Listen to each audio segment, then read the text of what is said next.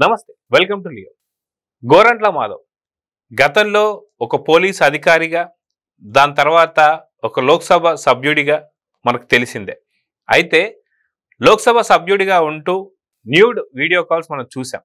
అదే కాకుండా ఏదైతే అత్యాచారం జరిగినటువంటి యొక్క వ్యక్తుల పేర్లు బయట పెట్టకూడదు అని చెప్పి సుప్రీంకోర్టు ఆర్డర్స్ కావచ్చు, అదిగాక పోలీస్ అధికారిగా తను ఉన్నాడు కాబట్టి తనకి చాలా చక్కగా తెలిసిన రాజకీయ మదంతో ఆ పేర్లు బయట పెట్టడం, అది ఫోక్సో చట్టం కింద కేసు అవడం మన అందరికీ తెలిసిందే. అయితే పోలీస్ విచారణలో ఇది ఒప్పుకున్నాడా?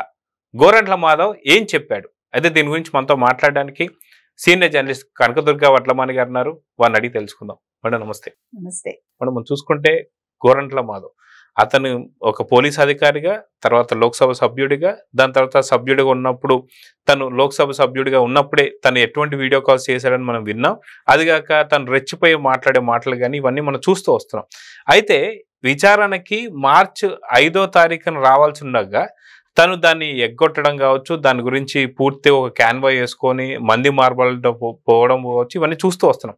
ఇదంతా ఒక ఎత్తు అయితే గోరంట్ల మాధవ్ మొత్తానికి పోలీస్ విచారణలో ఏం చెప్పాడు అంటే ఏం చెప్తారు?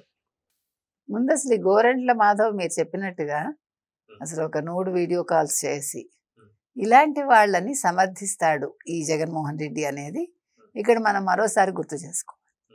ఒక గోరంట్ల, ఒక దువ్వాడ, ఇట్లా ఒక అనంతబాబు అంటే ఎవరైతే వెధవ పనులు చేస్తారో, ఎవరైతే మహిళల పట్ల అనుచితంగా ఉంటారో, ఎవరైతే మహిళల గురించి అసభ్యంగా మాట్లాడగలరో, అంటే ఒక కొడాలి నాని, ఒక వల్లభనేని వంశీ, మీరు మొత్తం ఆయన బ్యాచ్ మొత్తం అలాగే ఉన్నారు. No exception. ఒక్క బొత్స ఒక్కళ్ళే ఏమైనా నోరు పాడేసుకోలేదేమో, అంటే ఆడవాళ్ళ మీద నేను అనేది. ఆయన మాట్లాడేది వేరనుకోండి. సరే, ఒక అంబటి రాంబాబు ఇంకా చెప్పక్కర్లే. అంటే ఎవరిని తీసుకున్నా కూడా ఒక స్పెసిమెన్స్ లాగా ఉన్నారు. ఎవరికి వాళ్ళే ప్రత్యేకంగా ఉన్నారనమాట ఇటువంటి అంశాల్లో. మరి ఇలాంటి వాళ్ళని పెట్టుకుని ఈయన ఒక శాసనసభ నడిపి, ఒక క్యాబినెట్ నడిపి, ఆయన ఒక ముఖ్యమంత్రిగా పనిచేసి ఇలాంటి వాళ్ళని మంత్రులుగా పెట్టుకుని అసలు దీన్ని మీరు శాసనసభ అంటారా? ఇతన్ని ముఖ్యమంత్రిగా ఎలా పనిచేశాడని అడుగుతారా? అడగరా? అడుగుతాం కదా.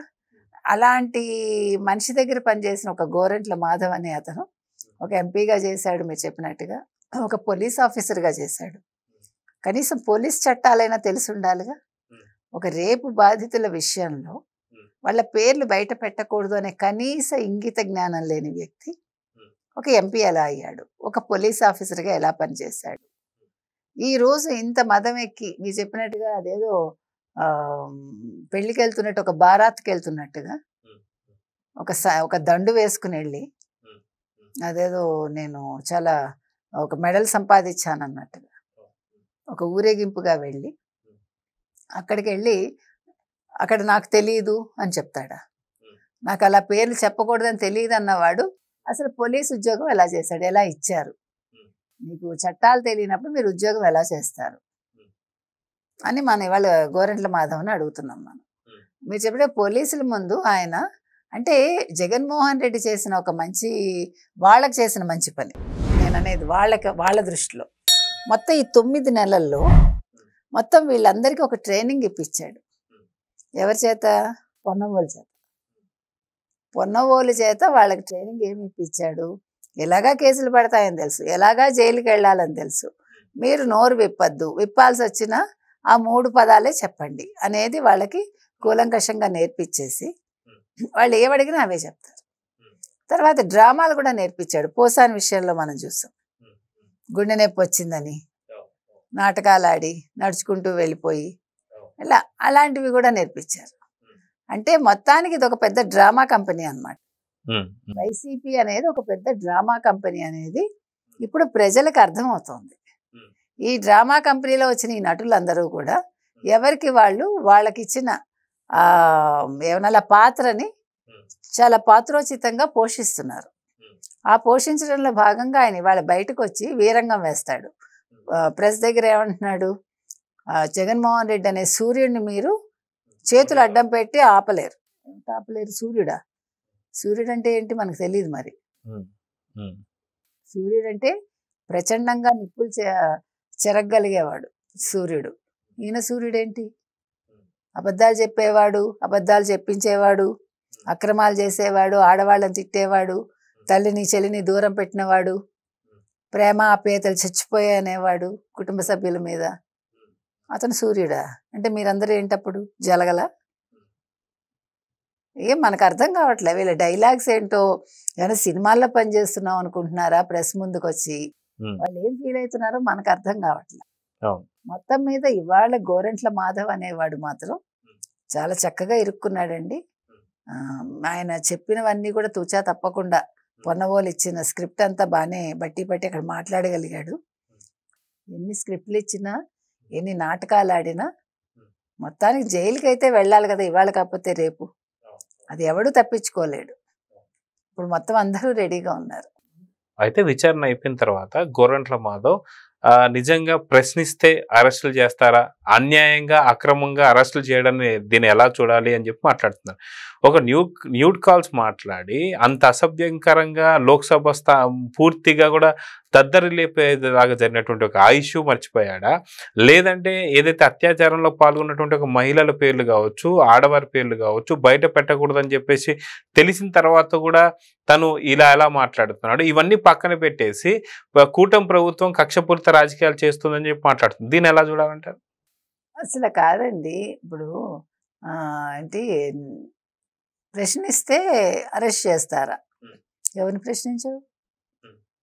అది ప్రశ్నించడం. అది అంటే నోట్ కాల్స్ నువ్వు చేసి నువ్వు దాన్ని అసెంబ్లీలో మీరు చెప్పినట్టుగా లోక్సభలో దద్దరిల్లిపోతే మరి అది ప్రశ్నించరా?